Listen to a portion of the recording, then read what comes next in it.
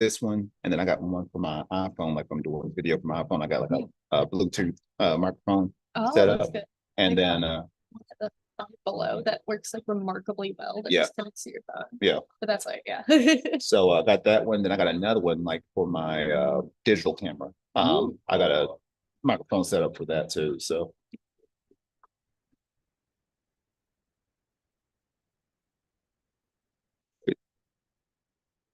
now we'll just swing this out the way. It's going live.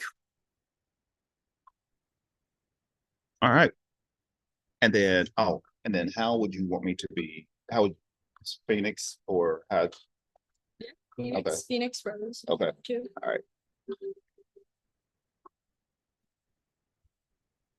And we're going. All right. And welcome to a new episode of The Creative Brew, giving you insights on your creative journey. We are back here at Bubba Coffee here in beautiful Carlsbad, California. They've been a great sponsor of mine. Phoenix, what are you drinking on? This is one of their teas. All right. I don't know how to pronounce it, but it's very nice. Well, I have a honey lavender, iced honey lavender latte with oat milk from Bubba. So that's probably I think it's about the only drink I get from here. I'm a creature of habit, so like any other place, it's always like some kind of something with honey or lavender.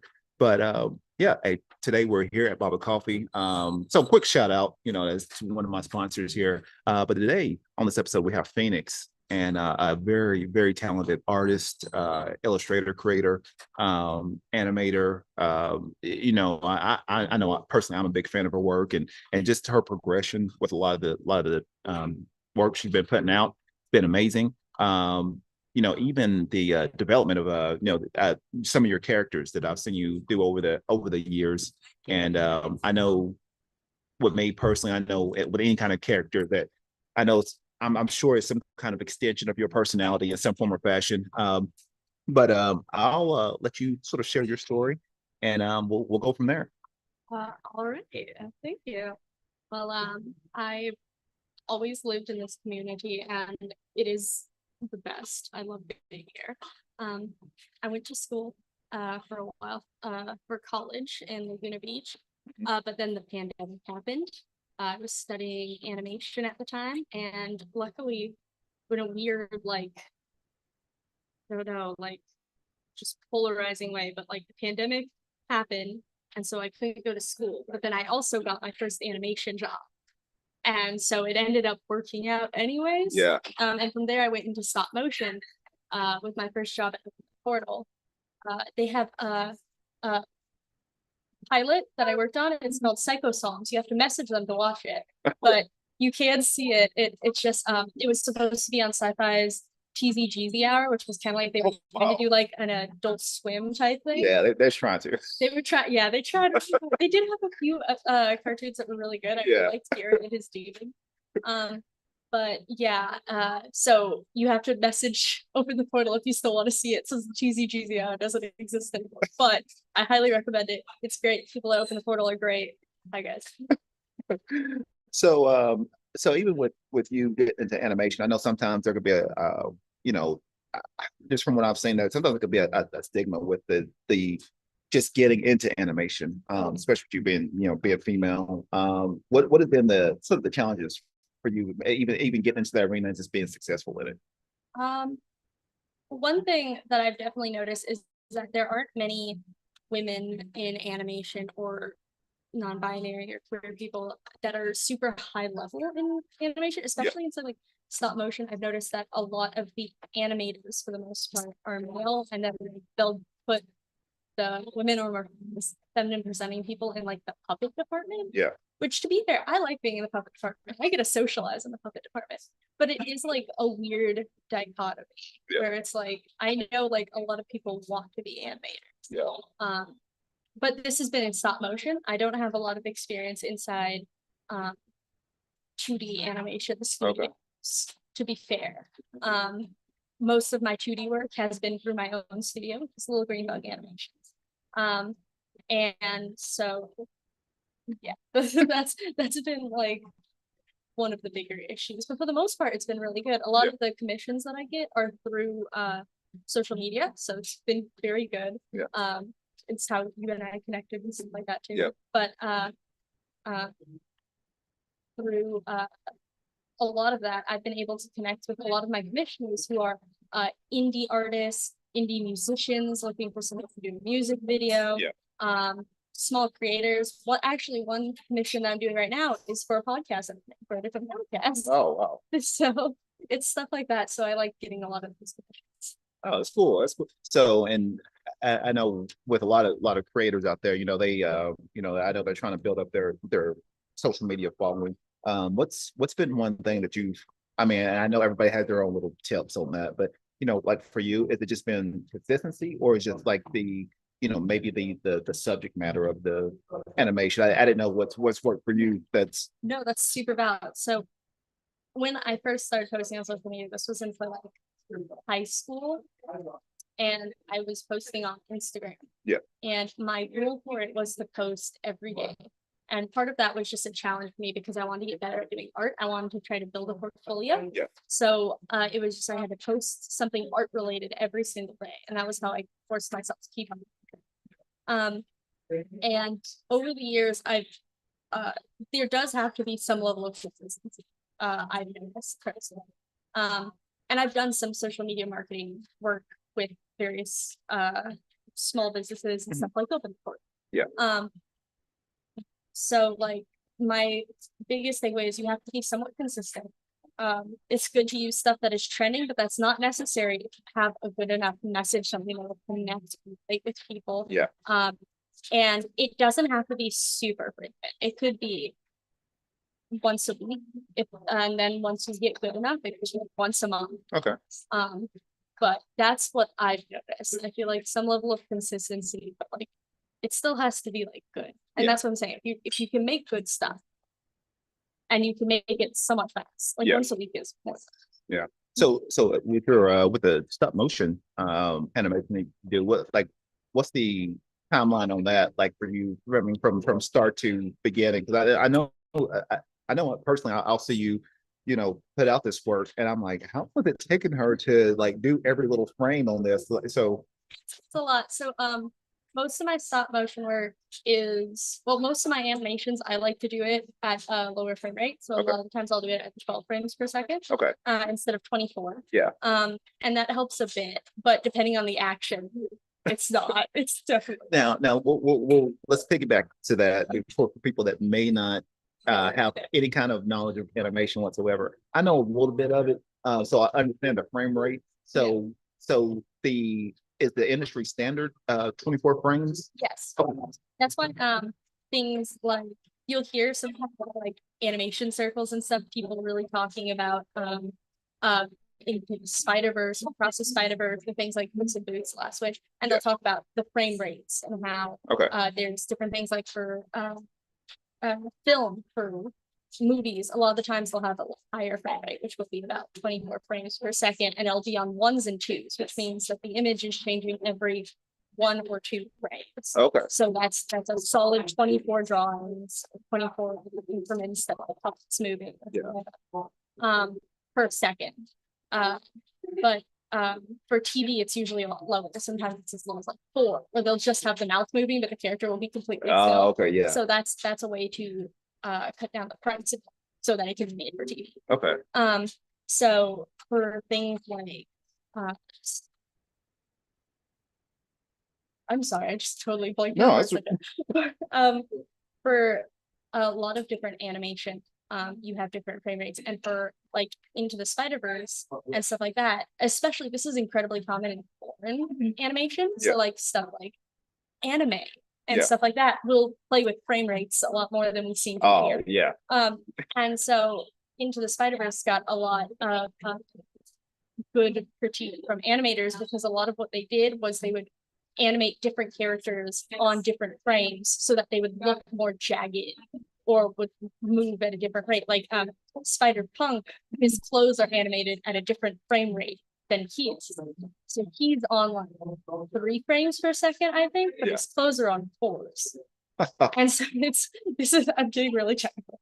But no, it's great to understand. I mean, because I know I enjoy the art. I mean, I'm still lover of cartoons and even going back to like I'm a huge fan of like 80s cartoons. And so I always love the technical aspect of like what it takes to actually, create an actual cartoon. So like people, are sitting there waiting, like, you wait for this new cartoon to come out, or why did it take it so long? Like you don't understand the technical precision it takes to create frame by frame to give the illusion of motion. It's and depending on the scope of the cartoon, I mean, you need a group of people doing this. So That's what got me really interested into animation, was just like both storytelling and the visual aspects of how do you do that? Yeah. Like, what does that take? And so like that's but the reason I like stop motion, at least personally, a lot of my animations, the reason I'm able to turn them out a lot quicker is because the way that I try to do stop motion isn't necessarily to look super clean. Like it's not film quality, it's supposed to be like TV quality. Okay. But I like that aspect. I'm heavily influenced by Rankin Bass cartoons. Yeah. You know what those are? No, I hadn't heard of those. It's do you know Rudolph the Red-Nosed Reindeer? Well, yeah. That's Rankin Bass. Oh, okay. So those Christmas specials that are played at nauseum around that time of the year, those are Rankin Bass. Okay. And those were made, Arthur and Bass were from America, but it was animated in Japan. And in order to save money, there was like, and also because they couldn't like, now you can take pictures and you'll see the image on the computer by you. Couldn't do that. So like there were already these people who like maybe didn't even know English trying to animate these characters and make them move, and it was almost all done by like oh yeah. Yeah. But so like I'm heavily influenced by that because now stuff like Leica and Aardman sometimes are able to make such a clean animation out of stop motion. Yeah. That like it's beautiful, it's amazing technical work. But at that point, I'm kind of like, you might as well just kind of do CG. Like it looks a bit too clean. I want to see the human aspect. Yeah. It's really cool. Yeah. And so I think there's a lot of beauty in that. So a lot of what I do is just doing it kind of fast and messy. Okay. And I like to do it where I hide the rig in case you don't know. A rig is how you put a puppet up. Yeah. So a lot of my characters don't really have tie downs. They're what is considered point and stick puppets. Yeah. So like all of their body parts come off and I just use needles to stick them in place. All right. And so that comes with a lot of issues, but because I'm able to do that and I can hide the rigs, I don't have to edit those out later. Nice. So that makes it easy. It's messy and it's quick, but it's fun. And I think it's great exercise, especially if you're like a perfectionist. Doing something where you time yourself so you're not allowed to be a perfectionist is really good for you. I highly recommend it. If you're like, oh my gosh, this is taking me forever, put a timer on it. Yeah. Yeah, I know sometimes it could be a little easier from the digital aspect, having the rigs with the characters, because I mean you can just knock off a layer or whatever and like it's going. So yeah, I applaud you for doing something. I mean that's sort of handmade. That's that I mean that's a lot of work. So, but I know with things like that, I know that the end product could be the results of that can be amazing. So what you doing these, and I know from what I've seen on social media, just with your content, I know it's you progress emotionally from to a lot of different subjects. Do you feel, I mean, and I know for you, do you feel like that's just you're just trying to maybe communicate that what you're already feeling in just different ways? So okay. So I mean for you, I mean, what is do you feel like more of that needs to be seen, maybe from the animation standpoint, like being able to portray like subjects and topics like that? I think the best artists also just live full lives. I think you have to live a full life in order to figure out and create something. Yeah. And that's true. That's especially true of animation because you have to observe life in order to recreate it. Yeah. And that's essentially what you're doing in animation. You're just recreating life. No matter how abstracted from reality it is, it's still a recreation of something. Yeah. And so I think that like a lot of my work lately has been going through a lot of stuff that I've been processing. Yeah. I recently had a bit of a medical issue where I found out that I was basically just having depression once a month for like 2 weeks out of the month. Yeah. And I didn't realize that's what was happening. Yeah. Because after it would happen, it would go away. And then I'd be like, wow, that was stupid. Why was I so sad for a while? And it was just something where it was like, I was discounting my own feelings. I knew that it wasn't important enough. I wasn't being impacted enough because I was still working. I was still able to work. Yeah. But I realized that I still wasn't happy. And for a while, it even made me question if I wanted to do animation because I wasn't feeling happy, like I wasn't feeling happy about it anymore. But I realized, like, no, the animation is part of what kept me going. Yeah. But I think that all art tells us something. All art that we connect with tells us something that we need to hear. Yeah, that's true. That's true. That's true. Yeah, I mean, sometimes it can be hard for, I mean, even a creative such as yourself, we deal with those issues. It could be physical or mental. And having to, you're trying to put out, quality work, and at the same time battling, those things, that people may not see on social media. And I sort of noticed I think a lot of creators tend to have that issue. Not to say you've got your own set of things you have to deal with, but I think they're always on that. They're still, even with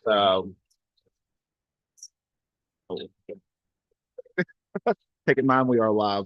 So even with creative like that's on that verge of, genius and insanity at the same time.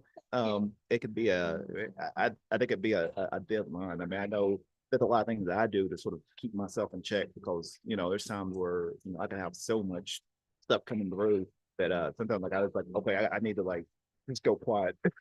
And then at the same time too, I mean, I think there's different ways that I help, as far as exercise or just any other things that help me sort of decompress or deal with certain things. Maybe I just need to get away from the computer.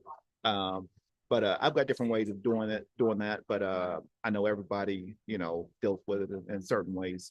And so yeah, I mean, I applaud you for, acknowledging that and feeling like, you don't have to, just push through it. Sometimes you have to sort of be aware of it, figure out, how to deal with it because it's still going to be there. So social media for longer than like a week. Mm. It still wasn't super long, but that's the thing. I think that I was just so high functioning when I was going through the hard times that it was hard for me to rationalize like that I needed help. Yeah. And that I think that's one of the things that I am now trying to like understand the most is like recognizing when I'm feeling something and trying to realize why I'm feeling that. And it's helped a lot. Like not just dismissing it because it's an uncomfortable feeling. Oh yeah. Actually acknowledging this is uncomfortable, but maybe there's a reason. Yeah. And that's been hard, but it's working. Yeah, I understand that. I mean, I know, I don't tell a lot of people, but my mom and recently, passed away. And it's just one of those where like there's times where I tell people I'm still healing. It's been a couple of years now, and it's the times where I feel great. And sometimes I just like I tell my wife, like I just feel sticky, like I just like something's just off. And it's just like I can't explain it, but you learn how to process it and just be with it. I mean, and so it can be it's always a process. And I think that's what any artist or any creator, you just learn how to go through the messy stuff and see what comes out of it. But right now, I mean, what's inspiring you right now? Right now, honestly, a lot of inspiration from nature. Yeah. I've gotten, as a kid, I was really obsessed with bugs.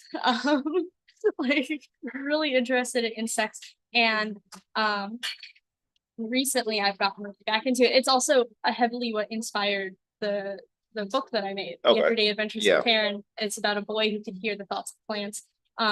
Was heavily inspired after just like spending time in nature. Like that's why like the plants, like all the characters are super simplistically designed, but the plants are really detailed. Yeah. Like that was intentional. It was just because that's where I was getting from.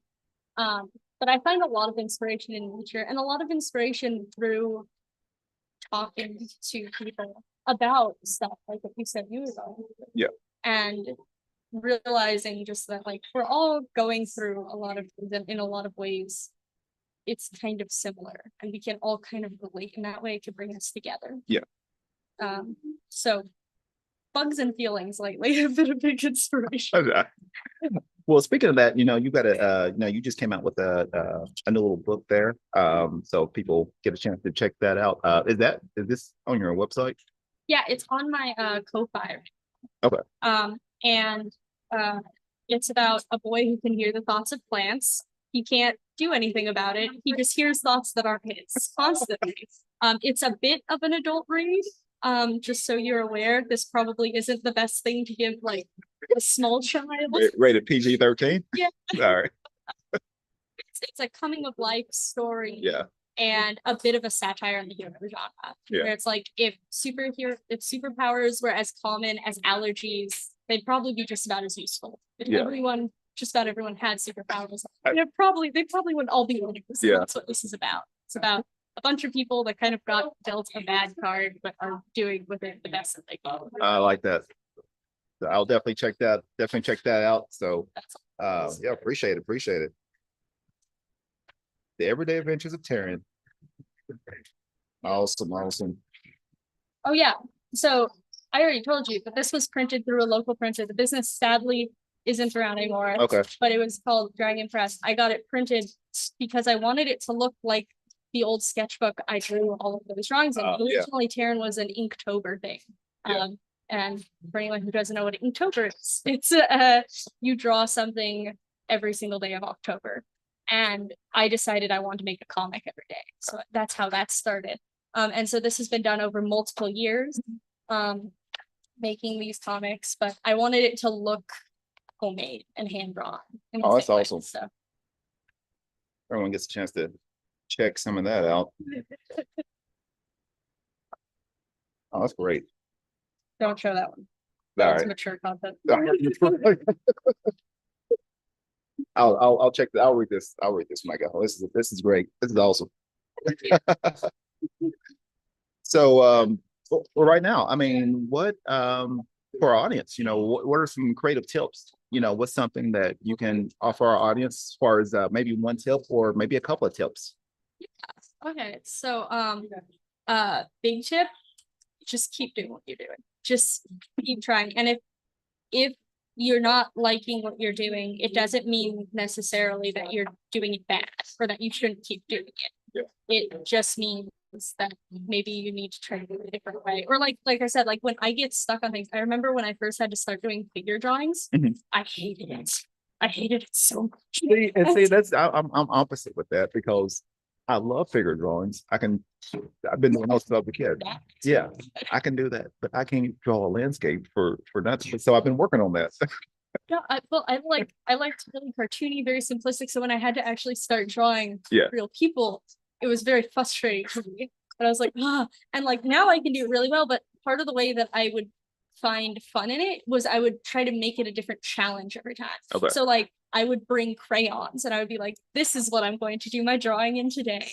Or like I would I love doing contour line drawings. Yeah. So the drawings with a single line where it's like I'm doing it and I'm not lifting up on my paper. Get that exercise.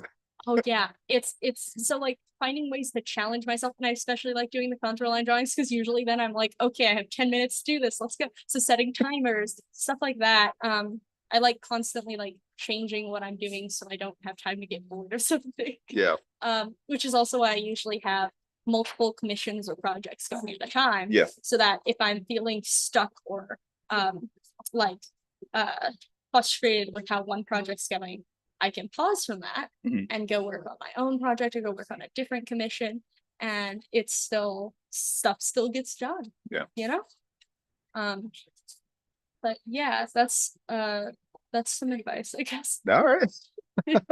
No, that's a good tip because I know I've sort of forced myself to to do some more, which I'm more on the digital, landscape, but doing more backgrounds and landscapes. So I know just one of those where I'm really good at figure drawing, but like as far as doing landscapes, I was like, okay, I need to learn how to like draw buildings and draw scenery. And I was like, so just one of those where I just still growing as a creator. I think if I stop growing, I easily could be like, I'll just have someone else do this. But I was like, you know what, let me just sit down and just start, looking up, researching, on YouTube, sort of watching videos, how are they doing this, and then just start doing that. So but yeah, it's definitely different, always a different medium. Anytime, you're actually drawing digitally, it's still completely different from like hand drawn.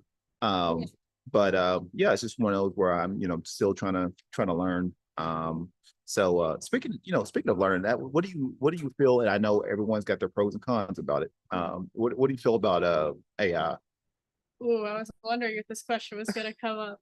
I have mixed feelings. All right. I think that I think anything that makes an artist's life easier, Yeah, is a pro. But in the hands of greedy corporations, it is a negative. In the hands of people who will use it just in order to get something done quickly, yeah, it is a negative. I was recently part of a mural project, and AI was used yeah. there, and none of the artists knew. Oh, Yeah, no, it was bad. And it's still up there, and most of the community doesn't know. So like I have feelings about that. Especially because up until that point, multiple artists had submitted multiple things, but had gotten to like the final stage, and then they just got rid of all that. Primarily AI stuff, wow. which was incredibly irritating. Yeah, But I think that, like, myself as an artist, I think there's a lot of potential for AI to be used to make what I do easier, yeah, especially as a small business artist. Where like for a while I was experimenting with AI frame interpolation for stop motion, because I think that could be really cool. But I know it's a touchy subject right now. oh yeah, It's a very touchy subject. I do think that AI could be used for good if it's used by the artist. Yeah. But if it's used again by people who just want money, then it's not the best thing. yeah. I would agree. Yeah, it's I think I know personally for me, I use it as a really as a tool or assistant. So I mean, even if I'm concepting certain things, sometimes I'll, even with Photoshop, you got the options to do that now with Firefly and Photoshop. Now I'll just like, hey, I'm need the idea on something. I'll be like,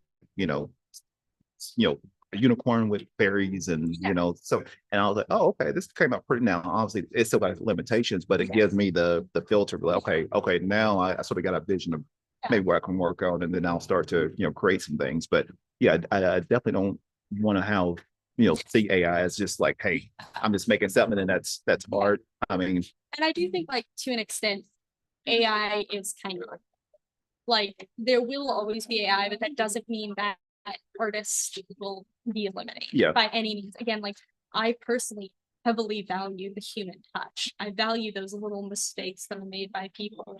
I love hearing about films and the little behind the scene things that like ended up making it into the film and stuff like that are amazing. And you can't have stuff like that with AI. You can't have bloopers with AI. Nope. So what I think is, like, no matter what, an artist will be needed. Even like in animation, if AI starts doing more stuff with that, a human will be needed. Artists will be needed to do the majority of them. And then maybe AI can come in and clean it up. Yeah. But no matter what, the artist will survive this. Yeah. I'm not that afraid, but I do not like it in the hand of 3D corporations. There's no way that that's a good thing. Anything in the hand of 3D corporations is pretty bad. No, it's not. I mean, I know recently there was one big time creator on Instagram that I guess someone created some kind of AI prompt to pretty much copy his artwork. Really big in the sort of the anime scene. He does a lot of anime artwork, incredible artist. It makes sense. and someone created some kind of AI prompt to exactly like copy his style and everything. So it's just one of where I think that can be frustrating because that's years upon years of like training.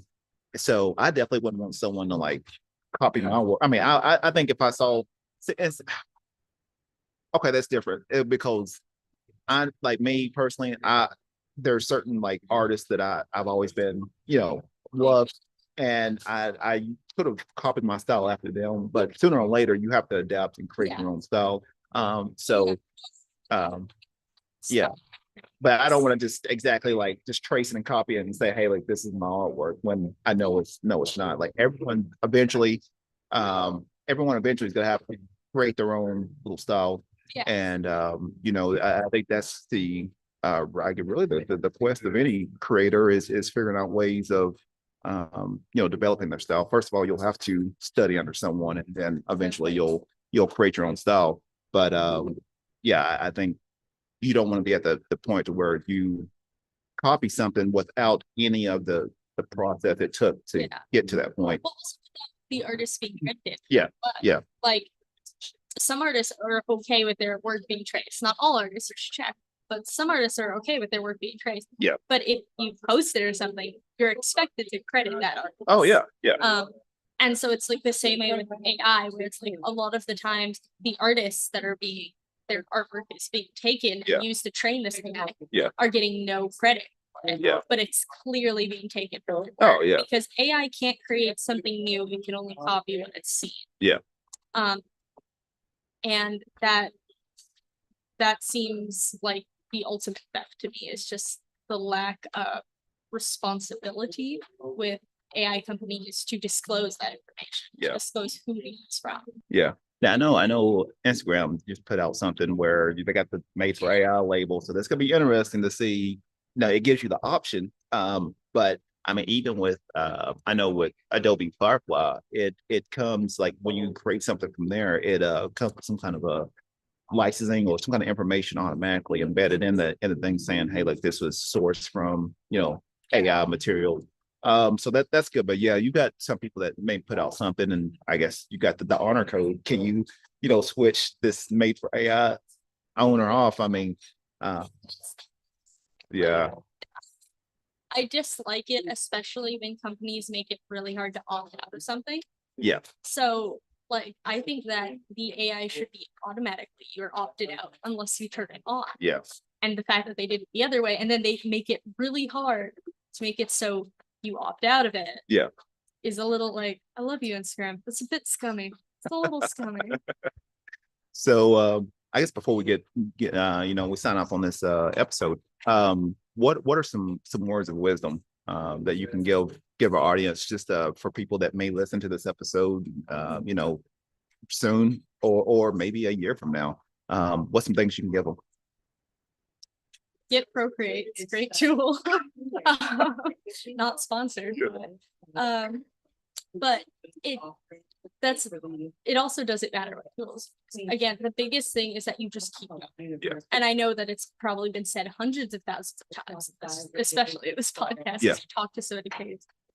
Just keep going with it. And like, you don't have to, like, if something isn't working, then change your approach, but don't stop. That's the best advice I can give. And also give yourself breaks. Like, everybody needs breaks. I tend to be a very busybody where I'm like, oh, I'll just put it off until I'm done with this last bit, and then it takes me 3 more hours and I haven't had lunch. It's like, give yourself breaks. It's okay. The project will still be there when you come back. Yeah, that's the truth. So hey, this has been a great episode with me, with Phoenix. How can people reach out to you if they're wanting maybe to get connect with you with commissions, maybe the new books? What's the best way of reaching out to you? Social media. I'm Ivoxus, IVOXUS, on Instagram, TikTok, I think Facebook.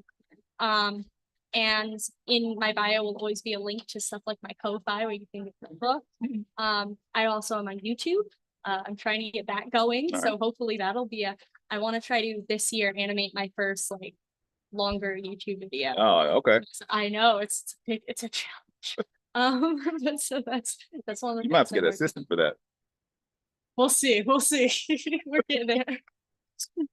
But yeah, that's where you can find me. Feel free to reach out. I also have a fashion account on the side if you're interested. Them's Fashion, just for funsies.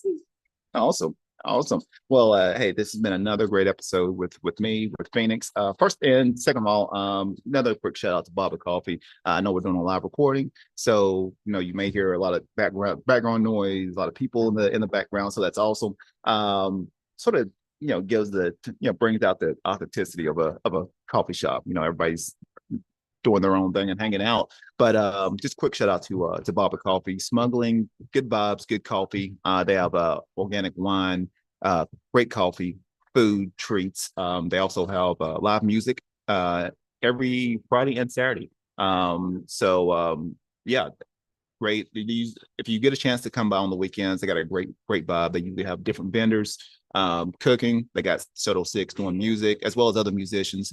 And then they also, if you're interested, they also have a wine club that's out now. So you get two or their organic wines for $55 a month.